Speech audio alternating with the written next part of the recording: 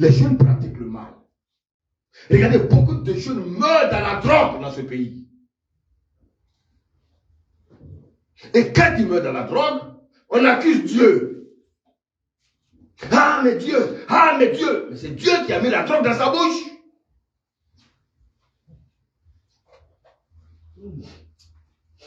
Et je vais te faire comprendre, Dieu n'est pas un tueur. Dieu ne tue pas quelqu'un.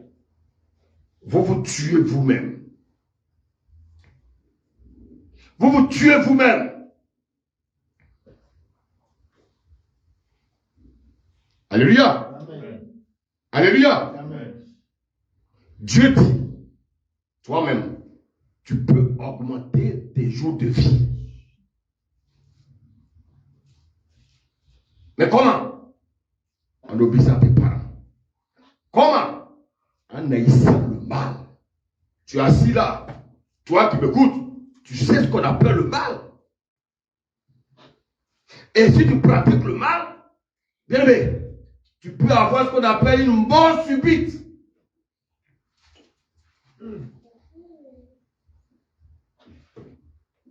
Là, quelqu'un t'appelle là. Ah, tu sais que le fils de tel est mort. Mais quand tu vois dans la vie de l'enfant, c'est une vie catastrophique. Lui-même, il s'est emporté. Il a appelé l'esprit de mort à l'emporter.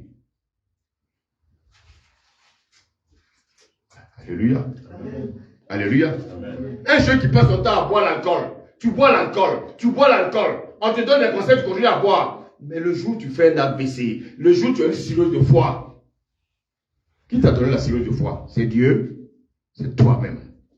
Tu veux te tuer? Tue-toi. Tu veux te tuer? Tue-toi. Alléluia. Regardez bien. Dans le même passage, on va revenir. Revenons dans le livre de Proverbe 10 là, tout à l'heure. Regardez ce que le Seigneur nous dit. Proverbe 10, 27.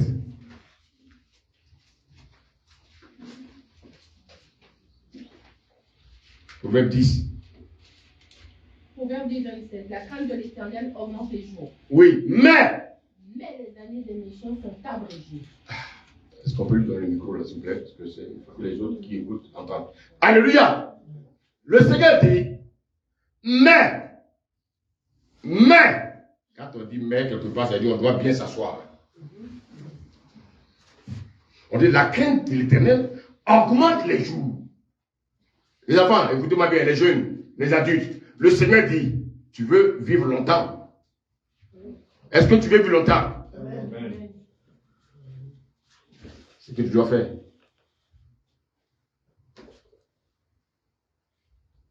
Tu veux vivre longtemps? Amen. Le Seigneur dit, il faut avoir la haine du mal.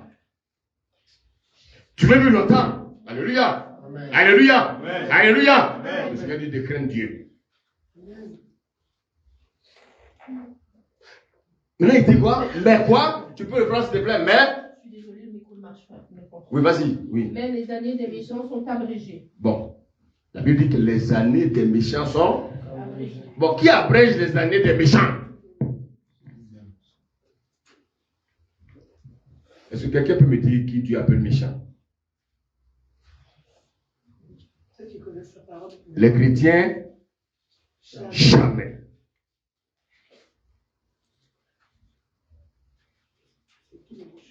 Donc, quelqu'un me suit? Et ce n'est pas les païens. Hein? Les païens, ils ont leur Dieu. Non. Dieu parle à ses enfants. Le méchant, c'est celui qui connaît la vérité de la parole et qui refuse de. Il refuse de pratiquer. Il vient à l'église. Il écoute les messages. Mais il désobéit à la parole de Dieu. C'est ça le méchant. Donc le méchant lui-même abrège les jours sur terre. Dieu n'est pas un meurtrier. Dieu ne tue pas les gens. Dieu donne la vie. Celui qui donne la mort, c'est nous-mêmes. Nous nous donnons nous-mêmes la mort. Parce que nous refusons d'obéir à la parole. Alléluia. Amen. Alléluia. Amen. Alléluia. Amen. Dieu n'est pas un meurtrier. Bien, écoute-moi. Tu passes ton temps à voler. Tu passes ton temps à voler. Alors que le vol, c'est pas bien, mais toi, tu voles. Les gens, dans leur lieu de travail, ils volent. Tu vois un truc au travail là-bas, ça te plaît, tu mets dans ta poche, tu viens à la maison. C'est pour toi? C'est pour toi? Alléluia. Amen. Tu passes ton temps dans l'alcool. Tu passes ton temps dans la drogue. Tu passes ton temps à désobéir aux personnes âgées. Tu passes ton temps à critiquer les gens. Tu passes ton temps à calomnier. Il y a des gens, c'est leur force. Hein. Et ils pensent qu'ils sont spirituels en calomniant. Non. On n'a pas besoin de ça dans l'église. L'église n'a pas besoin de calomnie. Le Christ a besoin des gens spirituels. Les calomnies, c'est pour les hommes charnels. Alléluia. Amen. Et si tu fais ces choses, si tu meurs, c'est qui? C'est Dieu? C'est Dieu. Quelqu'un qui vole, on le met en prison. C'est Dieu qui l'a mis en prison? Ah. Je pense que votre intelligence commence à être renouvelée. C'est très important de comprendre ces choses. N'accusons pas Dieu. Il faut que nous arrêtons d'accuser Dieu. Alléluia. Amen. Prenons le livre de Deutéronome rapidement.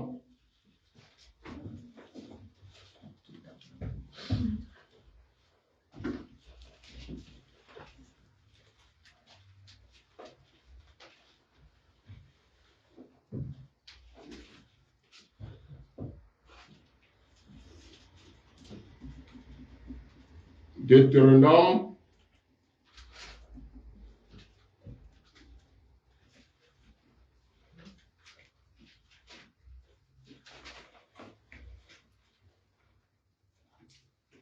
Merci Seigneur.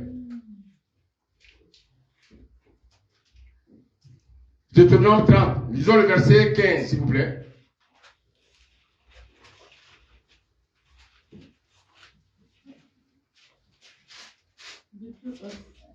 Amen. Oui. Deutéronome 30, verset 15. Vois, je mets aujourd'hui devant toi la vie et le bien, la mort et le mal. Alléluia. Dieu dit qu'il a mis devant toi la vie et la mort, le bien et c'est à toi de choisir ce que tu veux. Mais Dieu lui-même, Dieu, comme il t'aime, il te demande de choisir quoi? La vie. Alléluia. Dieu te demande de choisir la vie.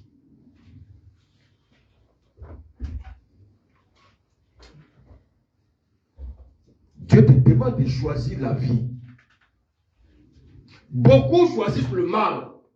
Or, si je choisis le mal, alléluia. Je concentre s'il vous plaît. Si je choisis le mal, qu'est-ce qui va m'arriver? Je vais périr. Qui veut périr ici? Pourquoi vous faites le mal? Pourquoi vous faites le mal? Ce monde ne connaît que le mal. Le mal a commencé depuis Genèse 6, au temps de Noé. Dieu a exterminé les gens. Mais le mal aujourd'hui est encore approfondi.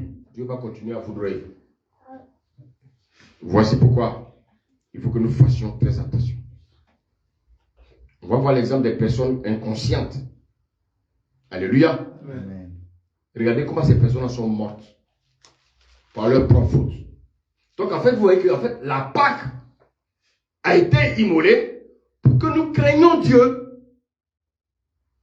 La Pâque a été immolée pour que, bien aimés, nous ayons le commencement de la sagesse, que nous haïssons le mal. Mais beaucoup sont fêter la Pâque dans les églises. Mais leur cœur est rempli de mal. Leur cœur est rempli de haine. Leur cœur est rempli, bien aimés, de méchanceté. Ils disent qu'ils sont en train de commémorer la Pâque. La Pâque, c'est qui? La Pâque, c'est Jésus. La Pâque, c'est Christ. La Pâque, c'est ta délivrance. La Pâque, c'est ta paix. La Pâque, c'est ta rédemption. Est-ce que quelqu'un me suit ce matin? Amen. Allons dans Josué.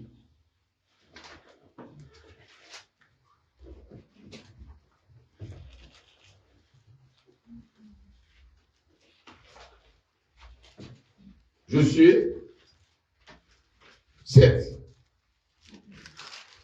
Nous avons lu le premier verset. Josué 7, verset 1. Amen.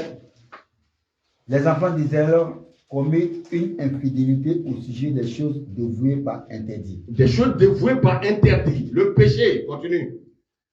Akam, Oui, fils de Kami, oui, fils de Zabdi, oui, fils de Zérach, oui, de la tribu de Juda, oui. plus des choses dévouées, et la colère de l'Éternel s'enflamma contre les enfants d'Israël. Oui, voilà un voleur. Il a volé quelque chose qui ne lui appartient pas. Et la Bible dit, à cause du fait qu'il a volé, la colère de Dieu s'est emparée sur tout le peuple. Regardez, le vol d'une seule personne. Regardez ce qu'il s'entraîne dans un peuple. C'est bien, on continue? Verset 2. Oui, Josué envoya de Jéricho des hommes vers Haï, oui, qui est près de Beth-Aven, oui, à l'orient de Bethel. c'est ça. Il leur dit, montez et explorez le pays. Oui, Et ces hommes montaient et exploraient Haï. oui, Il vint de près de Josué et lui dit, il est inutile de faire marcher tout le peuple. oui, 2 ou 3 000 hommes suffiront pour abattre Haï. oui, Ne donne pas cette fatigue à tout le peuple, oui. car ils sont en petit nombre. Ils sont petits nombre. Continue. Verset 4. 3 000 hommes environ se mirent en marche, Oui. mais ils prirent la fuite devant ces gens à Haï. Regardez, le peuple d'Israël, ils ont combattu tous les peuples. Ils ont combattu tous les peuples. Ils arrivent à haïr un petit peuple. Ils n'ont pas pu le combattre. Mais ça va étonner, bien aimé. Le stratège, comment il s'appelle, Josué. Josué va dire, mais comment? On a battu des grands nombres, on arrive devant un petit nombre. On n'arrive pas à les battre. Qu'est-ce qui s'est passé? Et bien, écoutez-moi bien. Ce que tu fais dans le secret. Personne ne voit. Hein? Et Dieu te voit. Le mal que tu fais dans ta vie, là, personne ne te voit. Les policiers même ne te voient pas. Mais il y a Dieu qui te voit. Alléluia. Amen. Tu sais, il y a combien de personnes qui vous voient? Il y a combien de personnes? Normalement, il y a combien de personnes qui te voient quand tu fais du mal? Il y a le diable à travers ses démons. Il y a qui? Dieu et puis qui? Toi-même. Merci, Seigneur. Quand tu voles, tu ne sais pas que tu as été volé. Dieu sait, les démons te poussent à voler là aussi. Il est là. Alléluia. Amen. Voici ce que il y a un homme. Regarde ce qu'il est en train de faire. Il a volé ce que Dieu a dit de ne pas prendre. C'est vrai. On va lire le verset 7. On va sauter un peu rapidement. Verset 7. Jésus dit, ah, Seigneur éternel, pourquoi as-tu fait passer le Jourdain à ce peuple pour nous livrer entre les mains des Amoréens et nous faire périr? Oh, si nous étions restés de l'autre côté du Jourdain. Ah, donc Josué ne comprend pas. Mais comment se fait-il, Seigneur, tu nous as livrés? Dieu maintenant, comme, vous savez, si vous ne posez pas des questions à Dieu, vous n'allez pas avoir des réponses. Josué a posé la question à Dieu. Dieu va donner la réponse. Lisons le verset 10. Verset 10. L'Éternel dit à Josué, lève-toi. Pourquoi restes-tu ainsi couché sur ton visage? Israël a péché. Ah. Donc, qu'est-ce qui nous sépare de Dieu? Péché. Le péché. Écoutez-moi bien. Les gens n'ont qu'à jouer la vie de religieux. C'est leur problème. Ils vont aller tous en enfer. Dieu a besoin de ceux-là qui le craignent. Et ce que je vais te faire comprendre, toi-même, tu ne peux pas craindre Dieu. Et comme tu es né de nouveau, qu'est-ce qu'il a fait? Il t'a donné le Saint-Esprit. Et c'est le Saint-Esprit qui va te conduire dans cette crainte de Dieu. Mais quand le Saint-Esprit te parle, tu n'écoutes pas. Souvent, on veut faire les choses, ce que nous ressentons. Or, ce que nous ressentons, bien aimé, c'est la chair. Alléluia. Continue, serviteur. Verset 11. Verset 11. Israël a péché. Ils ont transgressé mon alliance que je les ai prescrite. Ils ont pris des choses dévouées par interdit.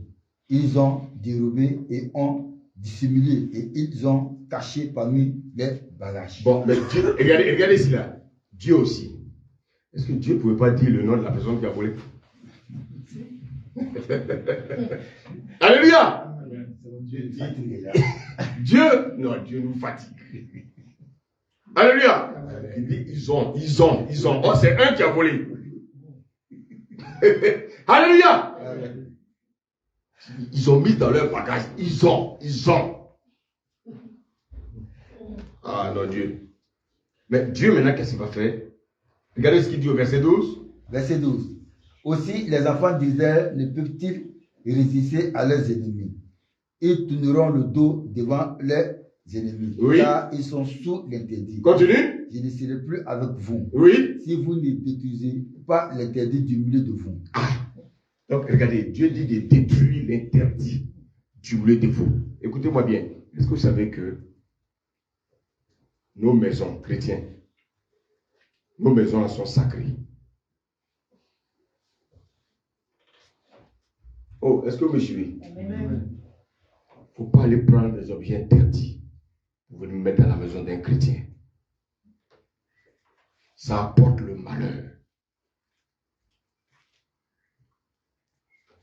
J'espère qu'il y a des gens qui m'écoutent ce matin. Amen. Écoutez-moi bien. Cet objet interdit que tu vas emmener dans la maison, ça va troubler les enfants, ça va troubler les gens dans la maison. Et tu vas t'asseoir pour dire, mais qu'est-ce qui se passe?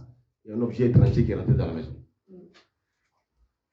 Aujourd'hui, il y a beaucoup d'hommes de Dieu qui vont chercher des objets étrangers pour venir servir Dieu. Comme si Dieu n'était pas trop puissant.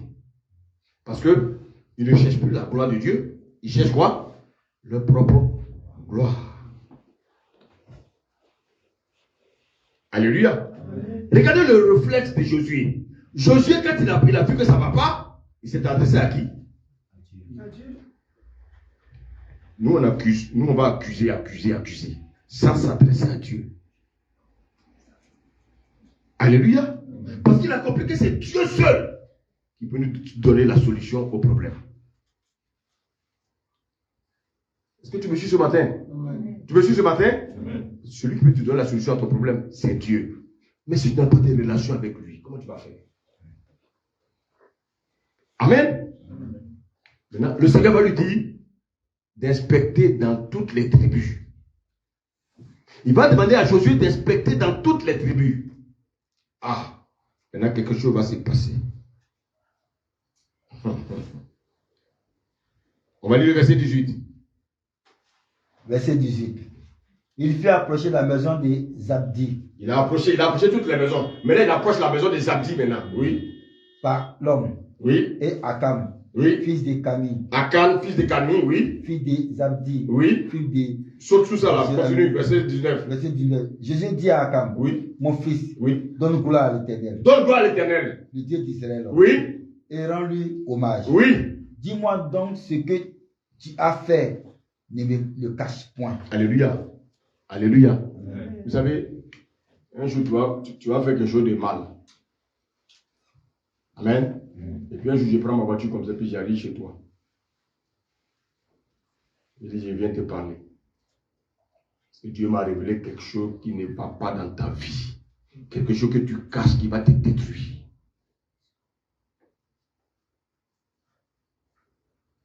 Alléluia. Amen. Ou bien je te convoque. Il faut arrêter de vivre dans le désordre. Regardez Moïse. Regardez bien Josué. Regardez comment il est sage. Quelqu'un me suit? Il n'a pas fait une convocation solennelle. Hein. Il n'a pas convoqué tout le monde pour exposer Akan. Hein. Il est allé chez qui? Il est allé chez Akan. Il est allé sur le fossoyeur. Alléluia. C'est quelqu'un qui était sage. Il y a des gens, eux, ah, Dieu m'a montré une révélation. Dieu m'a montré une révélation. Il va venir exposer la personne dans l'église. Oh, quelqu'un me suit? Non, il faut faire les choses étape par étape. La personne, tu lui parles qu'elle n'écoute pas, maintenant, tu viens maintenant de manière solennelle pour l'exposer. Notre Dieu est un Dieu qui sache. Parce que Dieu veut gagner ses enfants, pas les perdre. Alléluia. Verset 20, regardez ce qu'Akab a dit. Verset 20. Oui. Akab nous répondit à Josué. Oui. Et dit, il est vrai que j'ai péché contre l'Éternel. Oui. Le Dieu d'Israël. Oui. Et voici ce que j'ai fait. Regardez, qu'est-ce qu'il a en train de faire là?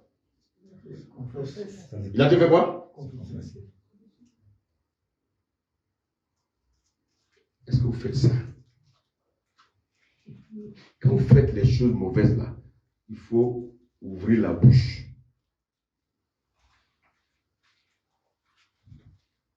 Mais nous, on cache nos transgressions. Quand tu caches ta transgression, qu'est-ce qui arrive? Tu vas périr. Tu vas périr. Alléluia. Amen. C'est vrai, il va reconnaître. Continue la lecture et regardez ce qu'il va faire. Verset 21. Oui. J'ai vu dans le butin un beau manteau. Oui. De chinéa. Oui. 200 cycles d'argent. Oui. Et un lingot d'or du pied de 50 cycles. Oui. Et je les ai convoités. Il dit quoi? Il les a convoités. Hey, toi qui as l'esprit de convoitise là, quand tu vois tes amis, tu veux faire comme eux là. Fais attention.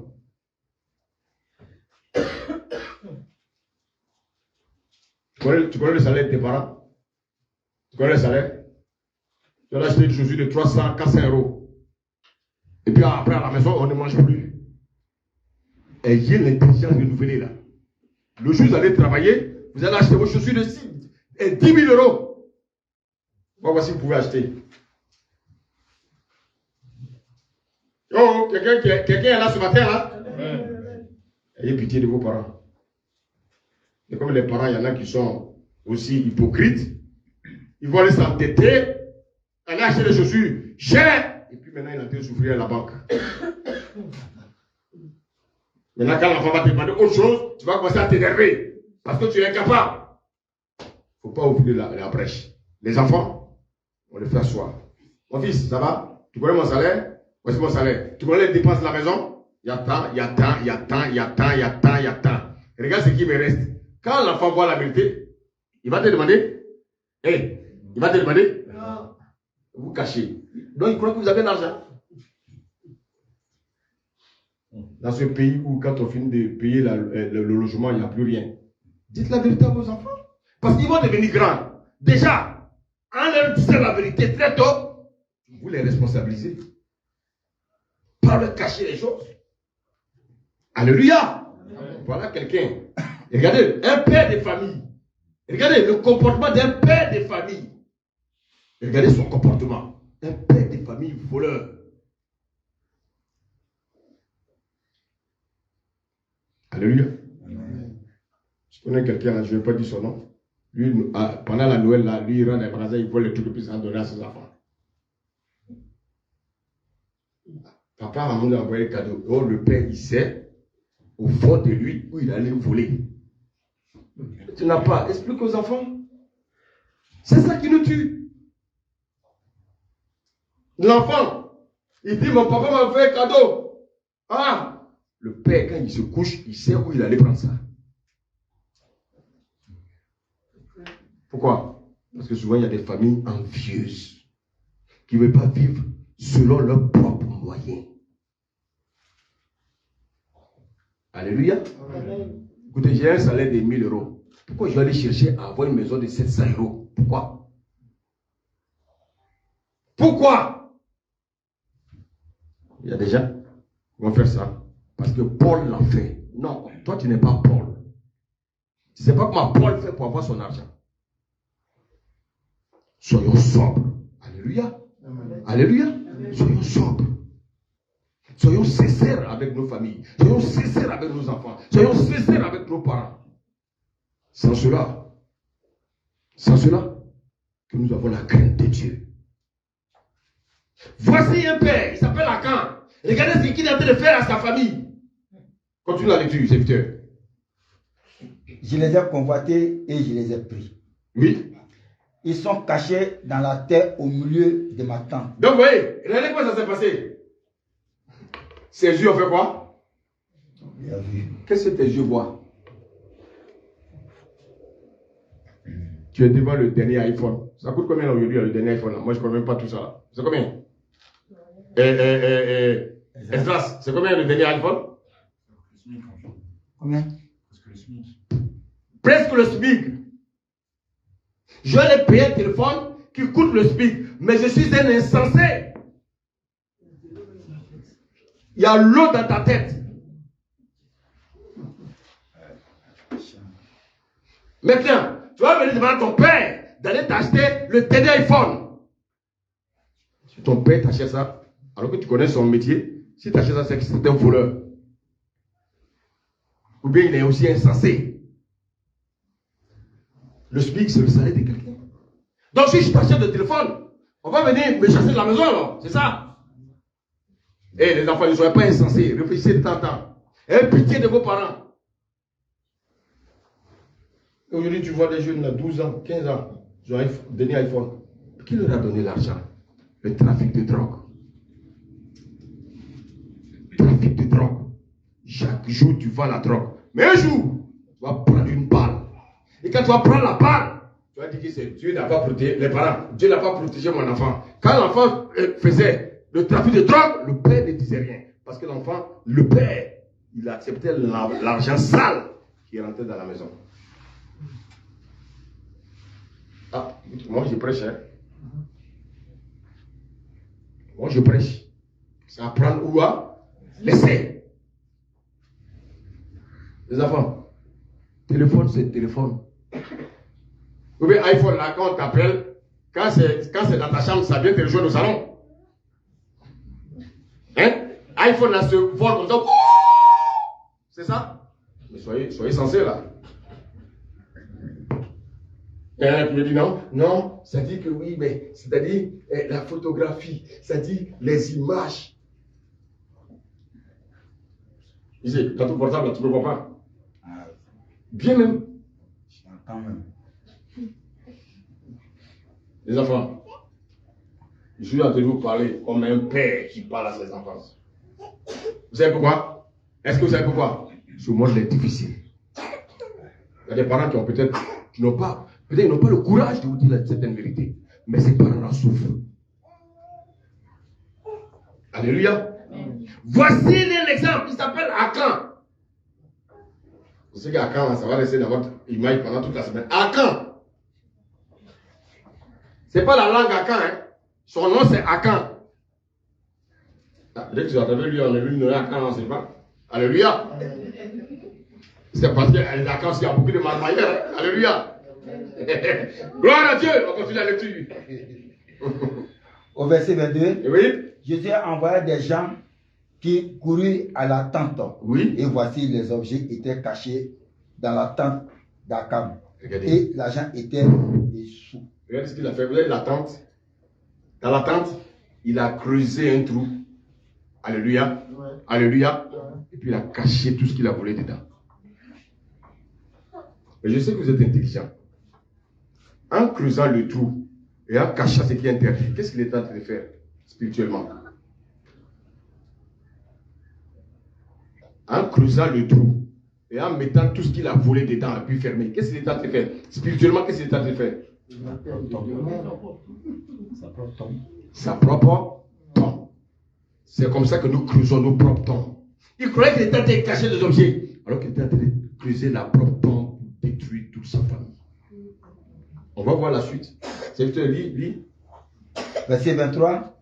Il les a pris du milieu de la tente, les apportèrent à Josué et à tous les enfants d'Israël et les déposèrent devant l'Éternel.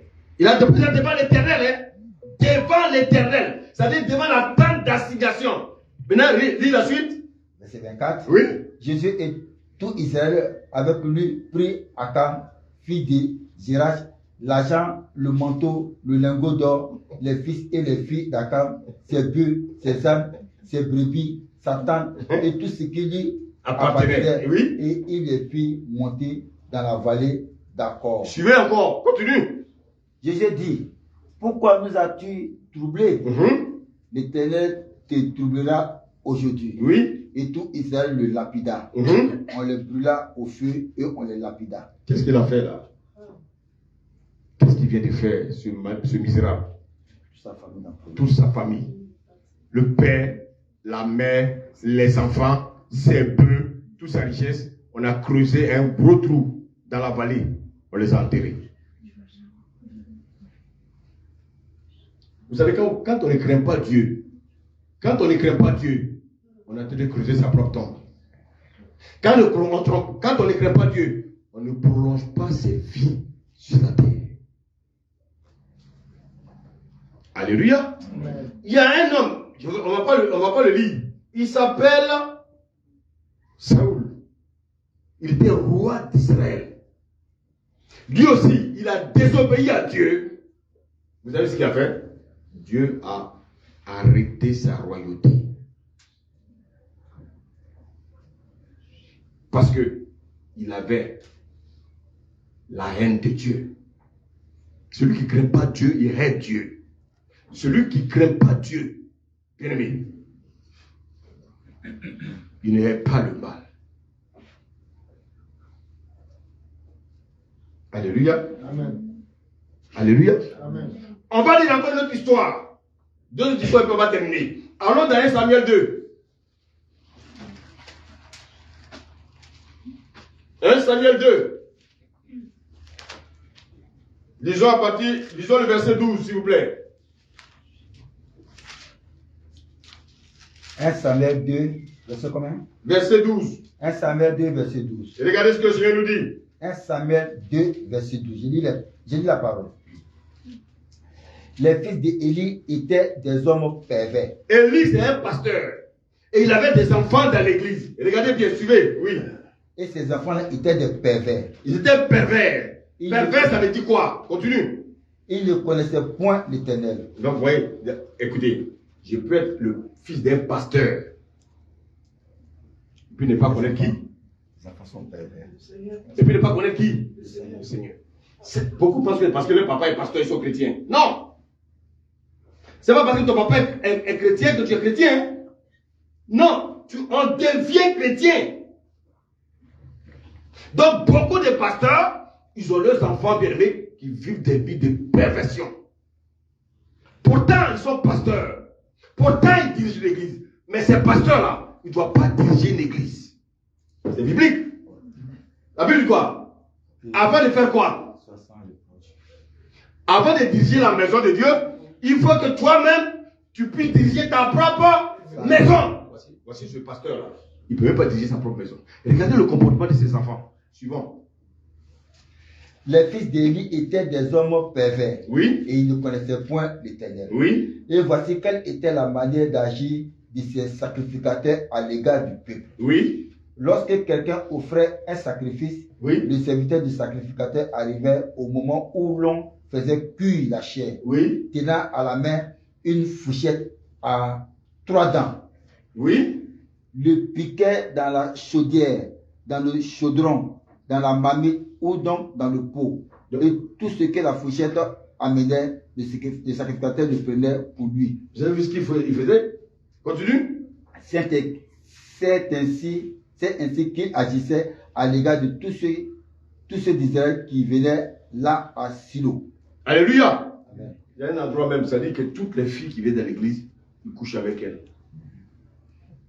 Pourquoi? Parce que le papa est pasteur. Il y a des gens qui sont dans des églises. Ce sont les enfants bien-aimés qui font là, bien-aimés, qui dirigent même l'église à la place de leur père.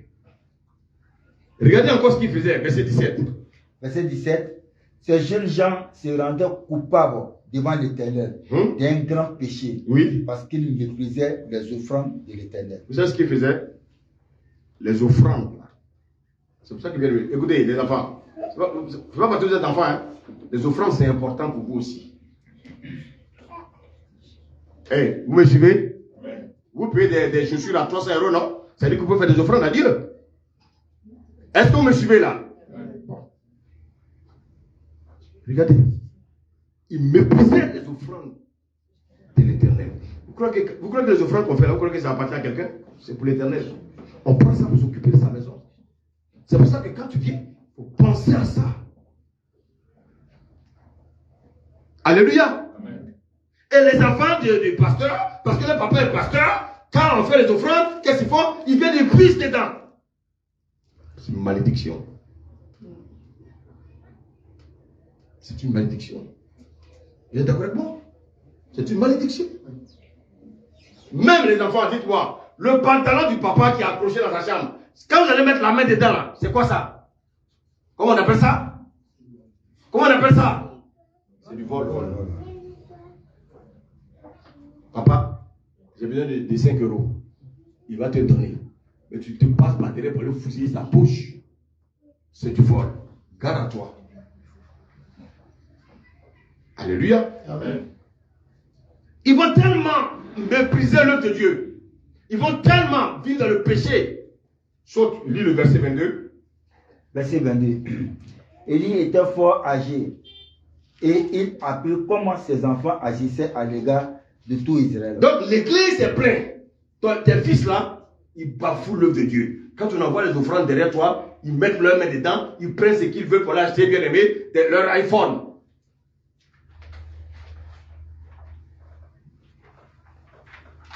Alléluia.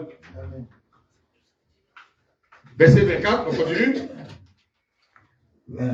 Continue la lecture, continue la suite, oui.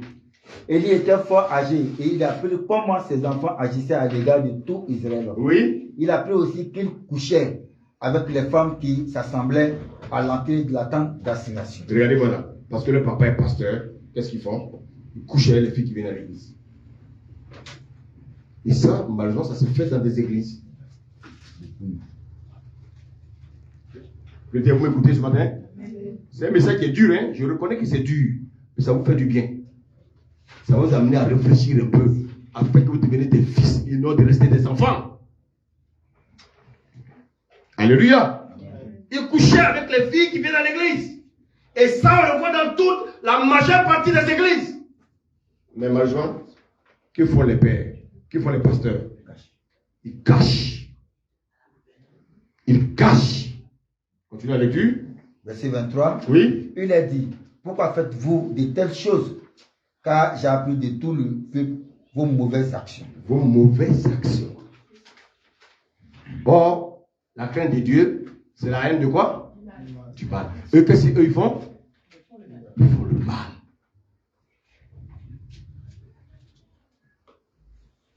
Est-ce que le message vous parle là ce matin? Est-ce que ça vous parle ce matin? C'est ça la Pâque.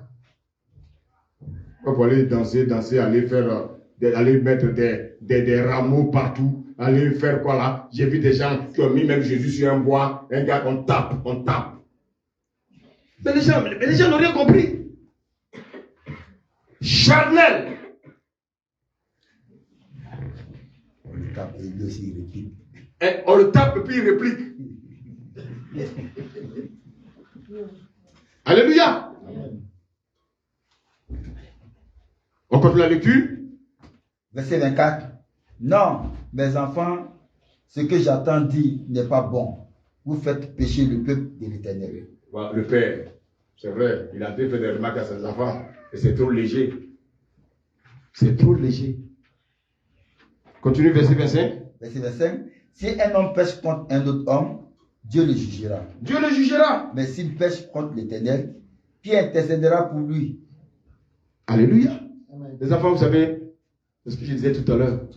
Il faut respecter les parents. Respectant tes parents.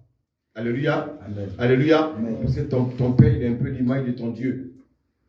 Quand ton père prie pour toi, tu es béni. Si ton père te maudit aussi, tu seras maudit. C'est ce que beaucoup ne savent pas. Alléluia. Amen. Alléluia. Amen. Il faut respecter les parents.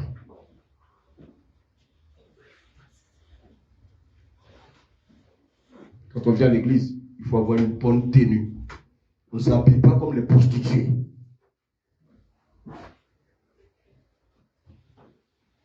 Quelqu'un me suit là? On n'est pas dehors. Moi, j'ai été dans des églises où il y avait des filles avec des collants. Collants, on prend ça pour aller à l'église. Alléluia. On peut venir dans l'église avec un collant. Ça, c'est un manque de crainte à Dieu. Alléluia. Vous allez voir que, quand vous lisez 1 Samuel 4, les enfants de Élie vont tous mourir. Amen. Un dernier passage dans Acte 5.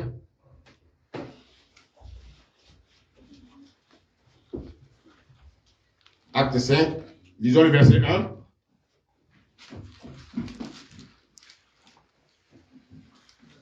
Acte 5. Verset 1, et regardez ce que le Seigneur nous dit. Acte 5, verset 1. Mais un homme nommé Ananias, avec Saphira, sa femme, vendit une propriété et retint une partie du prix, et sa femme le cacha. Continue. Puis il apporta le reste et le déposa aux pieds des apôtres. Continue. Verset 3.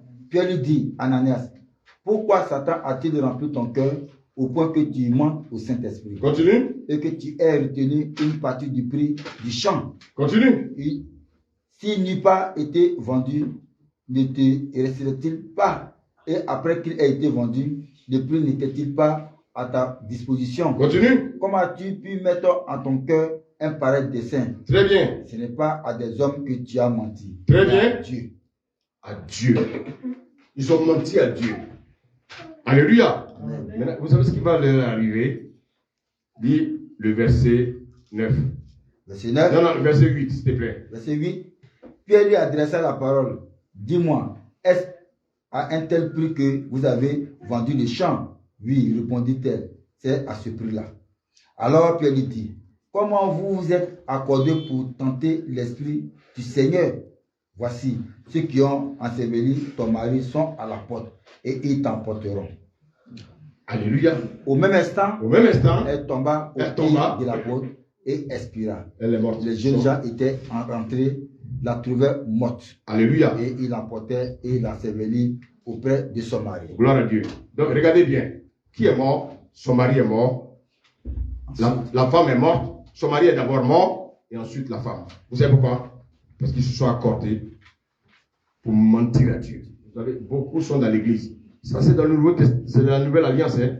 Donc, des gens qui ont le Saint-Esprit, qui n'ont pas la crainte de Dieu. Vous savez pourquoi ils sont morts? Pourtant, ils ont donné l'argent. Mais pourquoi ils sont morts, à votre avis? Pourquoi ils sont morts, à votre avis? Parce qu'ils ont menti à Dieu. Bon, mais en fait, ils ont menti, mais précisément à votre avis. Pourtant, ils ont donné. Mais pourquoi ils sont morts? Ils ont Très bien. Ils ont dissimulé. C'est-à-dire, ce qu'ils ont dit là, c'est que le Saint-Esprit leur a dit.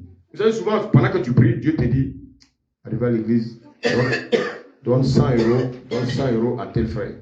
Donne 100 euros, il a un problème, donne-lui 100 euros. Toi, tu viens, tu lui donnes 80 euros. C'est ce que vous êtes dit? Non. Est-ce que Dieu vous a dit? Voilà pourquoi ils sont morts. Je donne 80 euros, frère. Est-ce que je n'ai pas donné quelque chose? Mais devant Dieu, ce n'est pas ce qui était conforme entre Dieu et moi.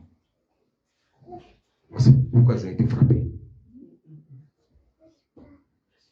Vous me suivez? Ils ont donné. Est-ce que c'est mauvais?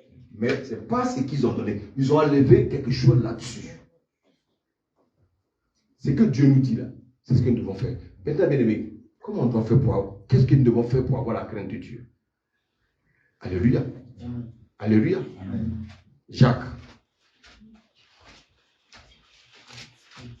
Ce que nous devons faire pour avoir la crainte de Dieu.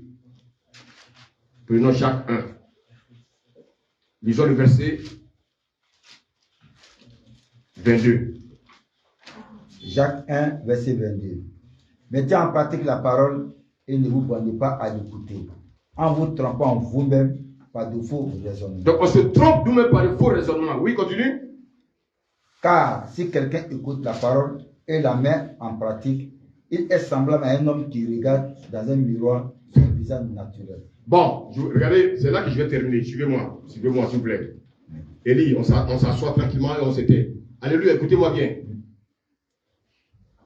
Qui connaît le miroir ici? C'est quoi le miroir? Le miroir, ça sert à quoi? Bon, quand je me lève le matin, quel est mon premier réflexe? C'est d'aller devant quoi? Quand je regarde le miroir là, comment je suis? Je suis beau? Si j'ai bavé toute la nuit là, je vois ça ou non? Si je me suis mouché pendant la nuit là, il n'y a pas de taches? N'est-ce pas? Quand j'ai parlé, oh, le crachat là qui est versé là, je ne vois pas ça? Le miroir me fait quoi? Il me montre, non? Bon, quelqu'un qui doit aller au travail qui a la morve, il va partir au travail la morve. Qu'est-ce qu'il va faire? Il met devant le miroir d'abord. Bon, donc le miroir lui a montré quoi? La morve. Donc il va pour aller au travail, il va faire quoi? Il va se nettoyer. Le Seigneur dit, la parole de Dieu est un miroir spirituel. Quand tu la médites, elle te montre tes défauts. Elle te montre ce qui ne va pas dans ta vie spirituellement. Prends ça comme un miroir pour changer ta vie. Prends ça comme un miroir pour changer ton caractère. Prends ça comme un miroir pour te rendre beau. C'est la parole de Dieu qui peut nous rendre beaux. De la même manière, on aime faire nos cheveux, mettre les maquillages, bien aimé, les maquillages pour aller séduire les hommes là. Alléluia. De la même manière, laisse-toi séduire par la parole pour que tu sois un véritable enfant de Dieu pour devenir un fils de Dieu. Donc le miroir naturel montre mes défauts naturels. Le miroir spirituel qui est la parole de Dieu montre mes défauts spirituels. Et le miroir spirituel m'aide à changer, à devenir beau pour le Seigneur. Parce que la Bible dit que Dieu vient chercher une église sans tache ni ride. Donc, le Seigneur vous garde et que sa main puissante soit sur vos vies. Amen.